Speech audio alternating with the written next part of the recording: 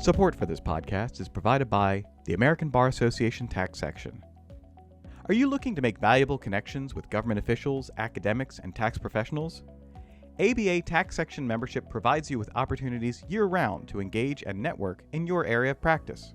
Members receive discounts on meetings, CLE, and publications, and membership also provides you with free, on-demand CLE and special members-only news and updates.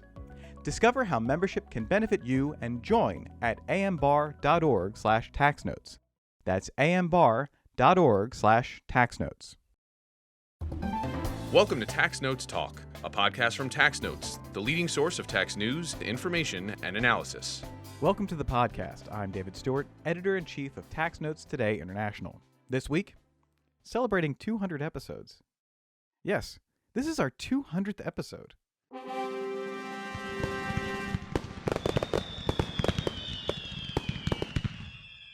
So, to honor that, we're going to take a look back at the last 100 episodes. And if you want to hear about our first 100 episodes, you can check out a related episode in our show notes. Now, we've covered a lot of interesting topics over the past 2 years and 100 episodes, from the COVID-19 pandemic and its impact on all facets of tax, including how it's affected women in tax, to some of the biggest developments in U.S. and international tax with newsmakers from around the world. So join us as we dive into some of our favorite interviews and discussions from these past 100 episodes. In 2020, our parent company, Tax Analysts, celebrated its 50th anniversary. We had our CEO and president, Kara Griffith, on the podcast to talk about the organization's history, advocating for transparency in tax policy, and its legacy. Here she is on why the world still needs tax analysts today. The world still needs a tax analyst, without a doubt. And they need a tax analyst because we do so many things. At the end of the day, we serve as an educator, we provide a forum for debate, and we serve as a watchdog. And all of those are really, truly necessary in order to ultimately have that good debate and end up with good tax policy that leads to good tax administration. So, we strive to educate our readers every day by explaining facts in a logical fashion, making difficult issues comprehensible to the extent that we can, at least by presenting, here's what happened, here's what everyone is saying. And that being said, we don't dumb down our stories ever. And one read of any Tax Notes publication is evidence of that we tackle those hard technical issues that really need to be covered. And they're issues that are best covered by a publication like Tax Notes that is so familiar with the issues. You're not going to get this in the mainstream press. We also challenge our readers to think broadly and to be exposed to a wide variety of different views and opinions. We're not in the business of cherry picking our views and opinions. We put them all out there, even those that may not be all that popular. So really, we are that educator. And then by doing that, we are the forum for debate. So we keep the conversation going. Tom Field, our founder, it was his true belief that out of that debate, out of that clash of opinions, good tax policy is going to come. And I will say I drank the Kool-Aid years ago, and I truly believe that. It's that you really need to be able to go out and vet all of the issues and acknowledge opinions that aren't your own and that maybe you don't agree with, but to take a look at them, to understand, to see where the other side is coming from. It's really just so important. And then, Tax Analyst has for many years served as a watchdog for both taxing authorities and public institutions. We've been engaged in numerous lawsuits over the years. We've also scrutinized a lot of private institutions, and that's an important role that a journalism outlet like ours serves. So yeah, without a doubt, there's as much of a need for tax analysts today as it was when Tom founded the organization.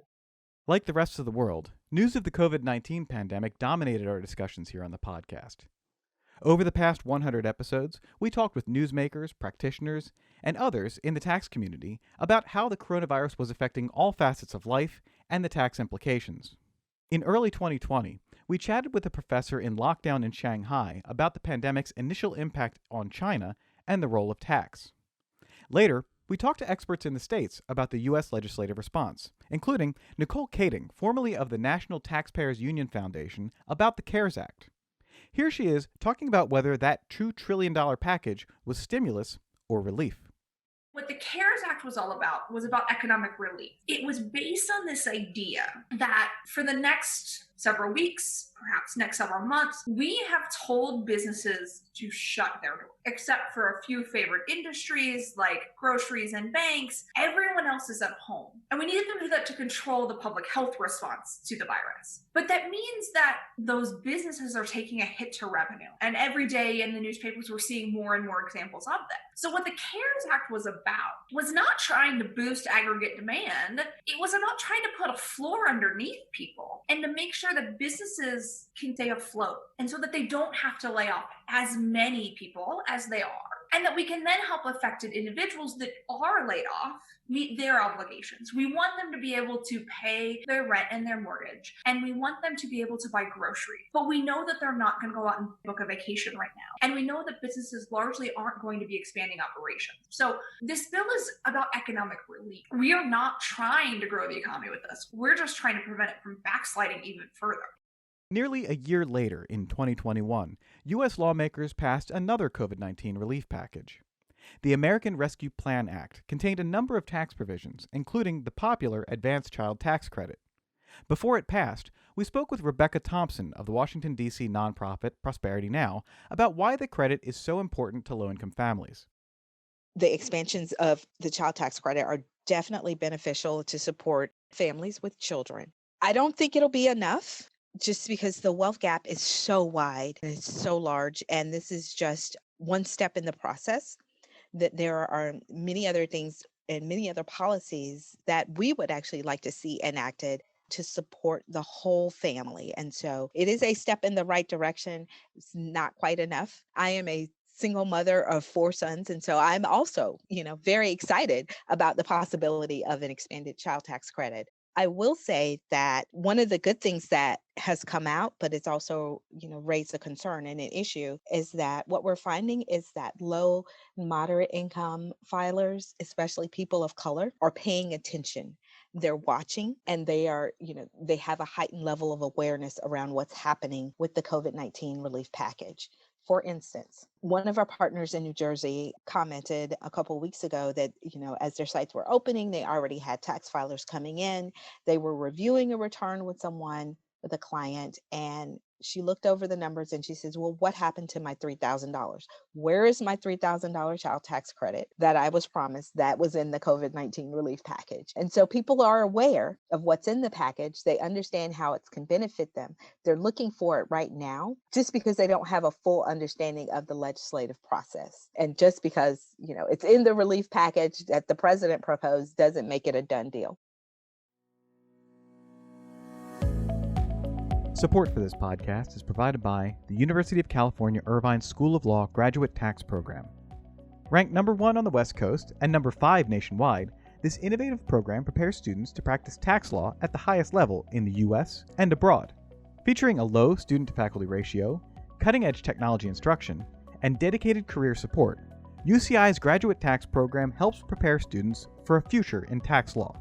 Program graduates are placed in top tax-related industries, practicing law in many major U.S. cities. Applications are open now. For more information and to apply to this highly selective program, visit law.uci.edu/gradtax. That's law.uci.edu/gradtax. In the past 100 episodes, we've interviewed a number of high-ranking government officials. Before their departures from the IRS, we chatted with former Criminal Investigations Division Chief Don Fort and former head of the Small Business Self-Employment Division Eric Hilton. We also interviewed U.S. Tax Court Chief Judge Maurice Foley about his path to the bench and his second term as Chief Judge. Here, we asked him about the unique challenges of being the first Black tax court judge. Well, I was also very blessed in that I was raised to really focus on taking advantage of opportunities. And I grew up in places like Utah, Minot, North Dakota. My dad was in the Air Force. He worked on Minuteman missiles, so he was oftentimes, we were oftentimes located in places that were pretty out of the way and isolated, very remote. So it was not uncommon for me to, growing up, to be the one and only. And I became quite comfortable being the one and only, to the point where it never even dawned on me. but I was raised by parents who emphasized faith and the importance of education. So, while there were obstacles, they were never obstacles that I deemed to be very significant, because I had a priority. I prioritized my faith and the emphasis on education. I knew that, and my father would tell me that with an education and a blessing, anything is possible. And in my life, that's proven to be the case. Last October, we had national taxpayer advocate Erin Collins on the podcast to discuss taking on the role at the onset of the coronavirus pandemic and the challenges she and the IRS have faced. Now, this interview has a bit more significance for us. It was the last podcast interview done by TaxNote's senior reporter William Hoffman. As we were preparing for this episode, we got word that Bill passed away unexpectedly on January 1st. Bill was an excellent reporter, and I always enjoyed working with him on the podcast or just running into him in the hallways at Tax Analysts. He was always working on an interesting story, and he reveled in making government officials just a bit uncomfortable with his tough but always fair questions. In this interview, Bill asks Collins about changes the IRS made to its FAQs in 2021 and what she'd like to see from the IRS going forward. Do you believe that this is the IRS's final word on the matter, or do you think that they're open to revisions, modifications in light of public criticism? They're always open to comments, whether or not it's going to change. I think the real challenge is, and being inside the building as well as outside the building, trying to recognize the pros and cons. When you look at the approval process of FAQ, it's substantially lower than the approval process of more official guidance, or a regulation, a revenue ruling, revenue procedures. So the IRS is basically saying, if you want it to be binding for all purposes, we have to go through this review process. And that's the challenge here, is the whole purpose of an FAQ is it's quick and it gets the information out there. And they tend to be issued when there's a change of law, change of position, or it's an emerging issue and they want to get information out to taxpayers. So the more we push to make it binding, I think the slower that guidance is going to be. And I think at the end of the day, practitioners in the IRS need to determine which is more important, having the binding guidance or quick guidance. Because in a perfect world, we could have both. I just don't see IRS today in a perfect world. Which do you see it as? Which end would you tend to favor? Binding guidance or quick guidance? I took the quick win in talking with them. I thought it was important to have, I do believe that the IRS, if they say, X is deductible, you may not be able to say it's binding on the IRS, but if that's a correct interpretation of the law, then the FAQ will be very helpful. If the IRS changes their mind and they now say X is not deductible, it wouldn't matter if it was binding or not because the IRS has changed their mind. So I look at it and try and do it as a practical consequence.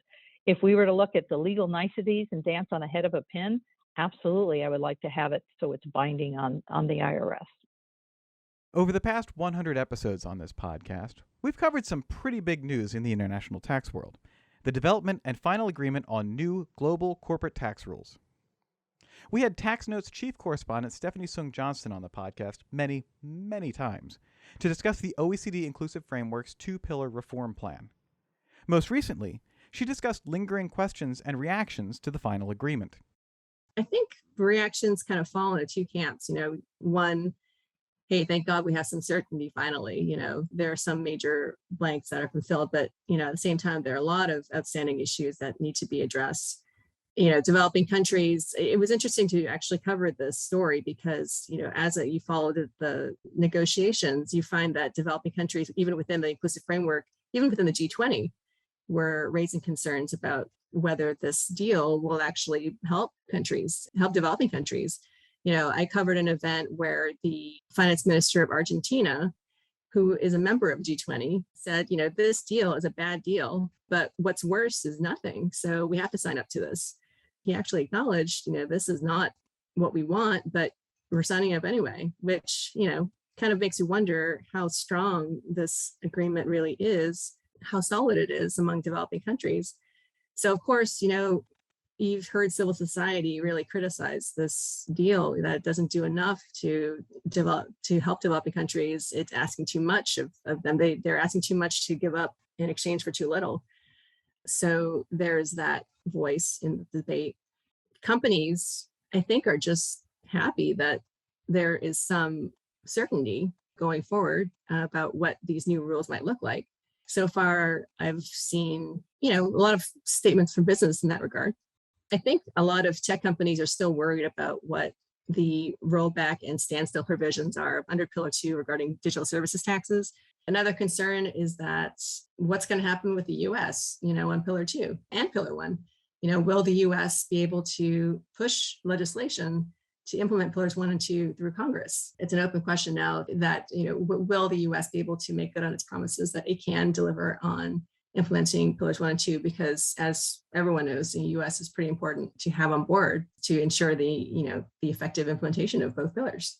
To that end, another reaction was from the Republicans here in the States because, Kevin Brady and, Mike Crapo, who are the top Republican tax writers in Congress, have been very vocal about Biden administration and Treasury not being that forthcoming with their plan to get these two pillars implemented. The Republicans are worried that Treasury is trying to get around Senate treaty ratification process, which, is also an open question. Like, what are they planning? We don't know. The Treasury officials told us reporters that they're working to get bipartisan support for Pillar 1 because there's lots to like about Pillar 1, getting rid of digital services taxes that both Democrats and Republicans hate. They basically said, we can't think about that now. Like, it's too early to think about that. But, the rest of us are thinking, well, it's kind of an important question. And Stephanie will be back on the podcast in our next episode with a special interview with Will Morris, who is leaving his position as head of the tax committee at Business at OECD. The last 100 episodes saw another milestone in international tax news, the 5th anniversary of the BEPS project. We chatted with Bob Stack, who previously represented the U.S. government at the BEPS talks, about his thoughts on the project 5 years later. So looking at how the BEPS project proceeded, and as the U.S. negotiator there, do you feel like you met your goals for the outcome of the BEPS project? In some respects, yes. I think in some respects, maybe less fully than I would have wanted. If you look at something like our goals going in, there were some broad things where there was a lot of government agreement, like, can we do better with interest limitations? Can we do better in hybrids? Some of the meat and potatoes issues of BEPS, they were the less sexy ones, but they were kind of important from a government policy point. Can we design better CFC rules? And so in that respect, there was a lot of collaboration, and I think that work went reasonably well in sense of intergovernmental work. In transfer pricing, our big goal was to kind of stay as close as possible to the arm's length standard. Notwithstanding, transfer pricing was under a lot of attack, mostly because it had suffered with its politically because of the perception that the transfer pricing rules were being used to put income in tax havens and the like. And I thought, again, here working with my colleagues, Mike McDonald, Brian Jen, the IRS folks, Chris Bello, we really worked hard. It was over 3 action items to keep it as close as possible to arm's length. And I felt very good about that. Other people wanted to turn them into mushier anti-abuse rules and subjective things and the like. So in that sense, I'd say yes. But in a second sense, I think we would have wished, if you look at something like the principal purpose test in the MLI, we were never big fans of very loose subjective standards because we think it hurts certainty and administrability for taxpayers. And so things like that and the new PE standard that were done were probably looser than I thought was probably good tax policy. But again, in a big consensus organization, for a variety of reasons, there wasn't much we could do about that. I would add a third point, which is at the end of the day, we all agreed on 4 minimum standards. And another one of our objectives was to agree to things at the OECD that we could actually implement as a Treasury Department. So the minimum standards were country by country reporting, the work on harmful tax practices and exchange of rulings among governments, treaty anti-abuse rules, kind of like our LOB, and improvements to the MAP, the mutual agreement process. And on that last one, I would just add, again, it's kind of behind the scenes. There was a great need for improvement in how governments solve controversies among themselves. And I think a lot of very good work was done there, including things like peer review. And that was a big goal of the US government, as well as a big chunk of the business community. Another international tax topic that had its time in the spotlight was the EU Blacklist. We interviewed Paul Tang, a Dutch member of the European Parliament, about his thoughts on the blacklist. Here he is discussing how the list could be improved. Yeah, well, I think it's a long list. Let's be clear. I think the blacklist is potentially a very important instrument to set the rules of the game, right? So the EU engages with other countries, jurisdictions, and but we try to set the rules of the game. So that in itself is a potentially very forceful, powerful instrument. Of course, the council up. That's a pity, but sorry, this is not what you say in Parliament, right? But it is true. This is very good instrument, but they throw it out of the window. So what you would like to do is, and like I said, things will change. Don't worry. It will take time and it take pressure, but it will change. So now we have the criteria are insufficient. For example, the Cayman Island doesn't even have a corporate tax system. And then you meet a minister from the Cayman Islands explaining that it's a perfect place for banks for many reasons, but then mentions that we don't have a corporate tax system. Of course, this is the reason why Cayman Islands attracting a lot of investment on paper. So you should change the criteria. But at this stage, you need also to maybe be consistent in applying this criteria. Support for this podcast is provided by the University of California Irvine School of Law Graduate Tax Program. Are you an employer looking to interview some of the best tax talent at the top law schools in the country? If so, then you'll want to check out the Tax Attorney Recruiting Event, or TARE, the largest event of its kind. The event is being held virtually on Thursday, February 24th, 2022, and brings together more than 150 graduate students from the LLM in taxation programs at Boston University School of Law, the University of Florida Levin College of Law, Northwestern Pritzker School of Law, and University of California Irvine School of Law. Participating employers will have the opportunity to pre-screen applications and select candidates with whom they wish to interview. Employers may participate by interviewing students virtually during TARE or by collecting resumes from participating students. Don't miss out on this unique opportunity. Go to the-tare.com and click on the employer registration link. That's the-tare.com. Over the past 100 episodes, we started a new series examining how tax rules affect marginalized groups. We brought on academics and experts in the field to discuss the intersection of tax and racial inequality, LGBTQ rights, feminism, and diversity in international tax policy. Most recently, we had Indiana University professor Goldburn Maynard on the podcast discussing the racial wealth gap and the fight against wealth inequality. So I think that ultimately I'm still a Black scholar, and I come out of a tradition that is used to dealing with some pessimism and impossible odds. So it is not that I necessarily carry my work forward because I feel like tomorrow, next year, or even in a decade, these things are necessarily going to change.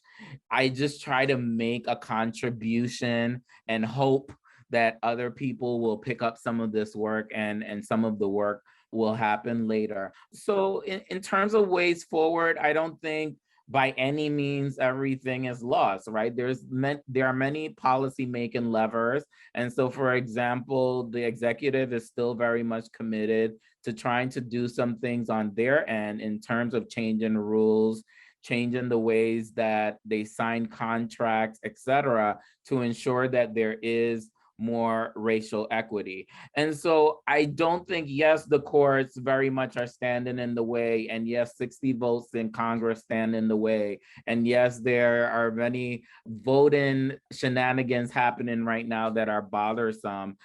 But on the other hand, there is tons of energy and there is a more robust discussion happening right now about wealth inequality and fighting wealth inequality than there has been in my lifetime. So there's still some hope there beneath it all.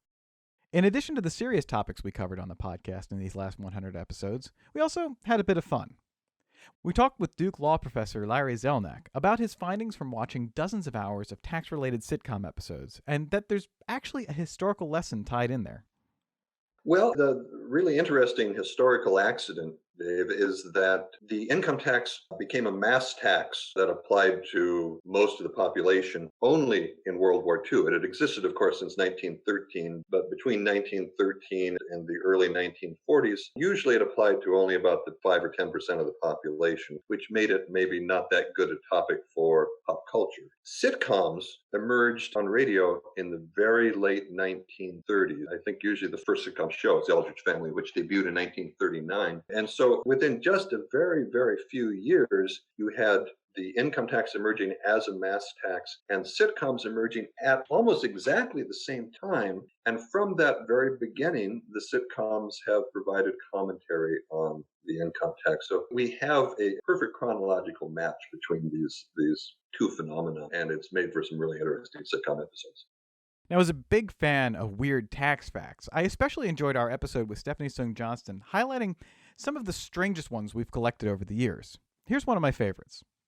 Heather Self of Blake Rothenberg, she's at Heather Self Tax. She reminded us that Star Wars is actually a tax story. And if you go back to the opening crawl of Star Wars Episode 1, The Phantom Menace, it reads, "A long time ago, in a galaxy far, far away, turmoil has engulfed the Galactic Republic. The taxation of trade routes to outlying star systems is in dispute. Hoping to resolve the matter with a blockade of deadly battleships, the greedy Trade Federation has stopped all shipping to the small planet of Naboo. While the Congress of the Republic endlessly debates this alarming chain of events, the Supreme Chancellor has secretly dispatched 2 Jedi Knights, the guardians of peace and justice in the galaxy, to settle the conflict. So if it weren't for a tax dispute, Episode 1 would have never happened, and we could have avoided Jar Jar Binks."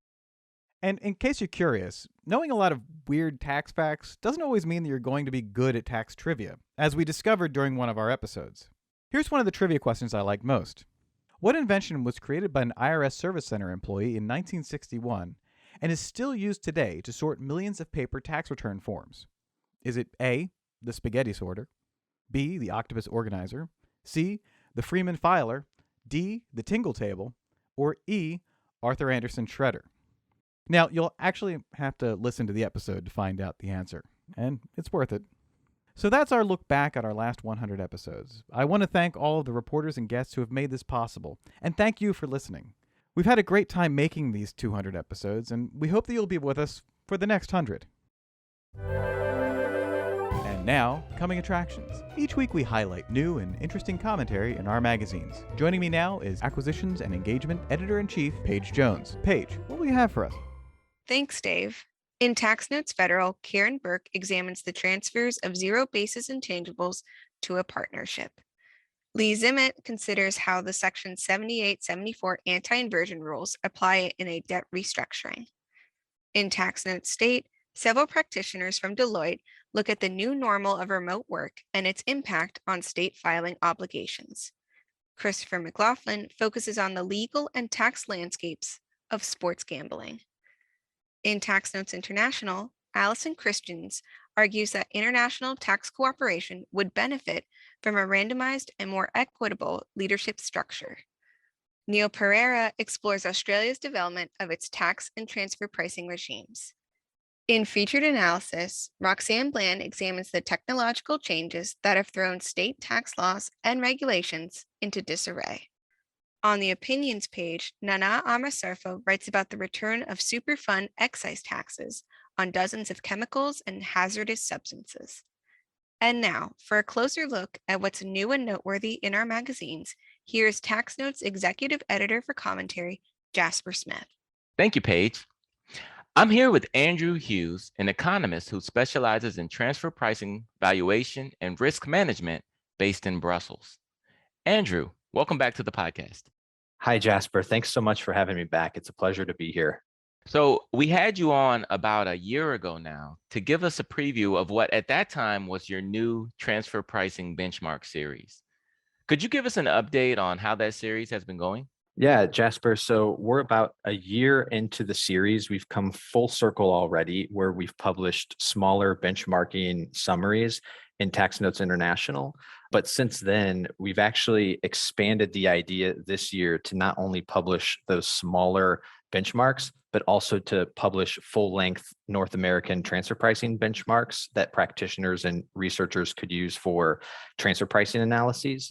So the idea behind this is to really give practitioners the full level of detail that they would get in a benchmark and that they might pay a consultancy for. So we're talking quantitative, qualitative, rejection reasons by company, all of the screens used in a traditional benchmark, a breakdown of the profit level indicators and the results by accepted company, et cetera, et cetera. And so far, we're planning on publishing these benchmarks from some of the more popular sets like intercompany manufacturing, distribution, and different services such as consulting and IT this year. So we'll look to see not only the sets that we had last year in Tax Notes International, but also selection of these full transfer pricing benchmarking studies as well. So with that in mind, can you share a little bit more about your motivation behind publishing the full benchmark? Sure, Jasper. So I think that I talked a little bit about this last time that I was on and where the idea really came from originally, and the idea that this data is all publicly available data and that consultancies are still charging clients very high prices for these benchmarks, despite most of this being pulled right off the shelf with very little to no customization. In addition, I think that what's happening right now in the world of transfer pricing also plays a big part in this, right? So benchmarks are becoming more and more relevant, and I suspect that there's going to be increasing attention on these under audit in the coming years. Tax authorities are increasing their people resources for audits. They're going to double in Belgium in the next 3 years, and we're already starting to see more audit issues directly related to benchmarks. And with the proliferation of CBCR, master file, and now with Pillar 1 and Pillar 2, I think the stage is really being set for first, have a really good story about your supply chain and intercompany transactions, and how do you tie in that value chain story and make that information known upfront to tax authorities. And then secondly, narrowed options in terms of transfer pricing planning opportunities. But let's be clear, tax authorities are always going to look to fill the coffers, and benchmarks still rest somewhat subjective and open to challenges in the world of transfer pricing. So I think that there will continue to be audits on benchmarks in the future, and that we may even see an increase in audits because it really remains somewhat low-hanging fruit for tax authorities. And this is certainly all the more reason why this is such an important and relevant series to be discussing and publishing today. Are there any features of the full benchmark that you think readers might find particularly useful? Absolutely. So when I sat down and decided what is potentially the motivation for writing the smaller series, I thought to myself, who could most benefit from having the fuller level of information? And I came up with a few different ideas. I think having all of the information, particularly the profit level indicators segmented by company, and also the rejection and accepted reasons by company and by reason, are highly beneficial to practitioners because they get a little bit of insight behind my reasoning for the process behind why I might have included or excluded some companies in there.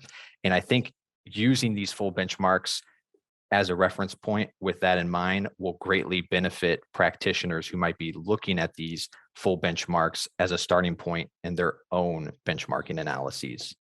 Thank you, Andrew. That is very clear. And I think that certainly there will be many people who find them useful.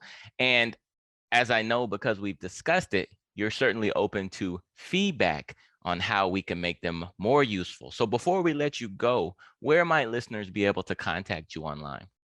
Well, ideally, people would be providing a lot of feedback on the benchmarks. You're exactly right, Jasper, what they'd like to see, if they think I've excluded companies that should otherwise be in there. So I really encourage everyone out there who's listening to reach out to me if they have any input or ideas.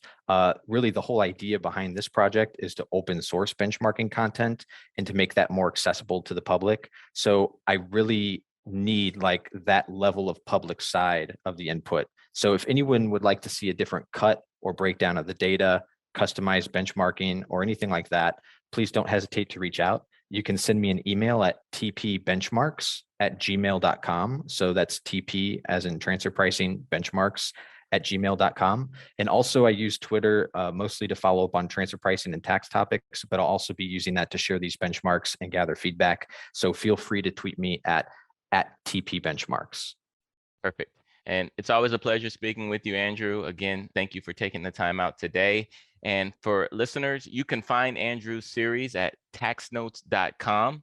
And of course, be sure to subscribe to our YouTube channel, Tax Analysts, for more in-depth discussions on what's new and noteworthy in tax notes. Again, that's Tax Analysts with an S. Back to you, Dave.